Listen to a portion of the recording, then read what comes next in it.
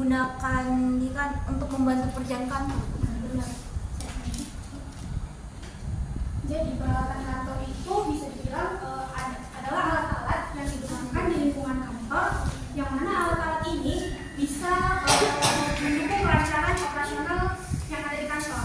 Seperti menurut pendapat ahli, yaitu Ibu Bukti, yang mana beliau ini menyatakan bahwa peralatan kantor ini penting untuk memastikan bahwa kegiatan operasional yang ada di kantor itu berjalan dengan baik dan juga efisien.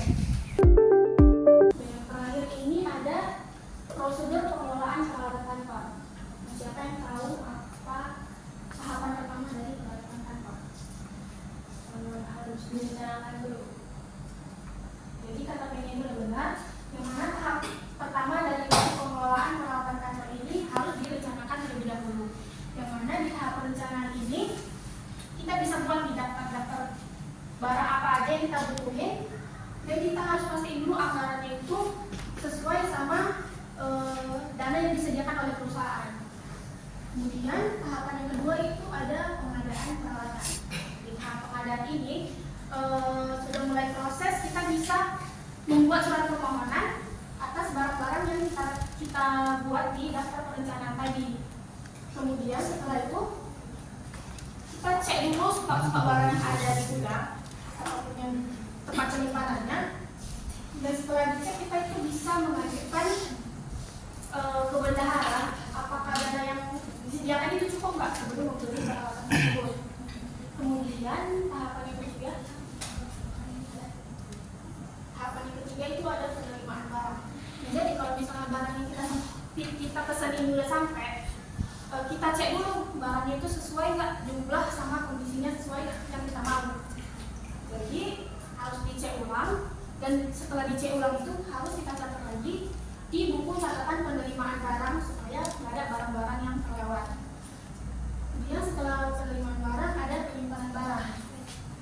Dimana setelah kita cek terus kita catat di buku catatan penerimaan barang, barang-barang ini nantinya langsung disimpan di tempat yang sudah disediakan supaya tersimpan dan tertata dengan rapi, dan karyawan itu nggak susah kalau misalnya mau cari barang tersebut. Dan tahapan yang terakhir itu ada perawatan dan pemeliharaan.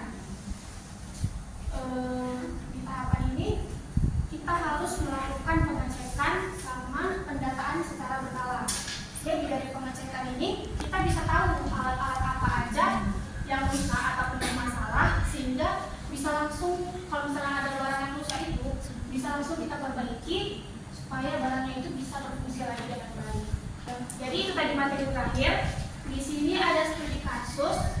Untuk studi kasus ini, Ibu bagi kalian menjadi 3 kelompok, yaitu kelompok 1, kelompok 2, dan kelompok 3. Yang dimana di studi kasus ini kalian bayangkan kalian itu bekerja di sebuah perusahaan. Yang mana perusahaan ini tuh punya anggaran yang terbatas untuk membeli peralatan kantor. Jadi di sini ada 2 pilihan. Yang pertama itu membeli peralatan baru dari merek yang telah terkenal tapi dia lebih murah, atau membeli peralatan bekas tapi masih layak pakai dari merek yang terkenal dan sudah terpercaya. Jadi dari 2 pilihan ini kalian diskusiin, menurut kalian itu pilihan mana gitu yang lebih bagus, sertakan juga alasannya. Untuk diskusi ini Ibu beri waktu 5 menit, jadi dipersilakan untuk diskusi.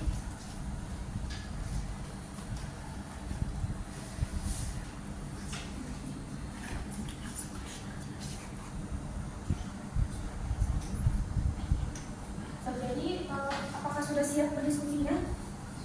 Sudah, Bu. Jadi kita dengar dulu pendapat dari kelompok 1.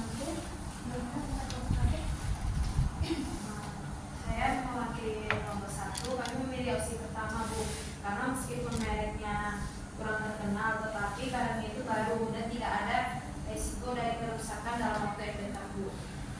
Jadi itu pendapat dari kelompok 1. Boleh kita dengar dulu pendapat dari kelompok 2. Saya Yudhistira Simorang, berwakilan kelompok 2. Kalau kelompok kami memilih opsi kedua, Bu, karena meskipun bekas, merek terkenal biasanya lebih awet dan kualitasnya sudah teruji dan terjamin. Jadi kelompok 2 itu pilih yang peralatan bekas. Ya. Kalau kelompok 3 gimana? Kalau untuk kelompok 3 juga Bu, kalau menurut kami setuju dengan Yulis Bu, karena selain itu barang bekas seringkali masih memiliki garansi jika dibeli dari tempat yang terpercaya. Kita udah dengar tadi pendapat dari kelompok 1, kelompok 2 dan kelompok 3. Boleh beri tepuk tangan dulu.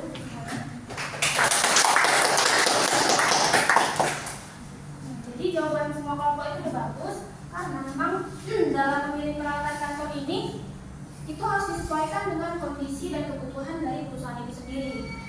Nah, ini berkaitan sama yang Ibu jelaskan sebelumnya tentang pengelolaan peralatan kantor, yang mana itu dimulai dari perencanaan matang, pengadaan yang teliti, penerimaan dan penyimpanan barang sampai ke perawatan rutin supaya barang tersebut bisa digunakan dengan baik.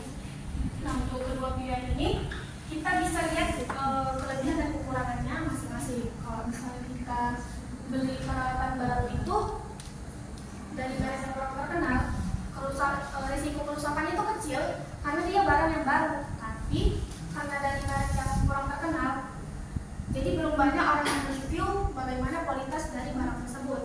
Sedangkan untuk pilihan kedua, kalau misalnya kita beli peralatan bekas yang masih layak pakai dari merek yang terkenal ini, dia punya risiko kerusakan di awal karena memang udah bekas pemakaian orang kan.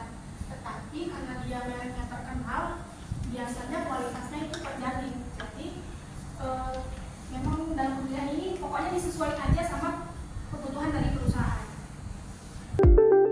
Jadi sampai di sini saja materi kita hari ini. Sebelum kita akhiri, Ibu minta dulu satu orang untuk menyimpulkan pembelajaran hari ini. Siapa yang bisa? Ibu, silahkan Nadia. Kali ini kita belajar bahwa peralatan kantor sangat penting untuk meningkatkan efisiensi kerja. Ada berbagai jenis peralatan kantor, baik habis pakai maupun tidak habis pakai. Dalam memilih peralatan, kita harus mempertimbangkan kebutuhan, anggaran, kualitas, dan uang yang tersedia agar penggunaan alat lebih efektif. Baik, terima kasih Nadia karena sudah menyimpulkan pembelajaran hari ini. Terima kasih juga kepada kalian yang sudah berpartisipasi. Sampai sini saja materi yang dapat Ibu sampaikan. Semoga materi yang Ibu sampaikan ini bisa bermanfaat untuk kalian.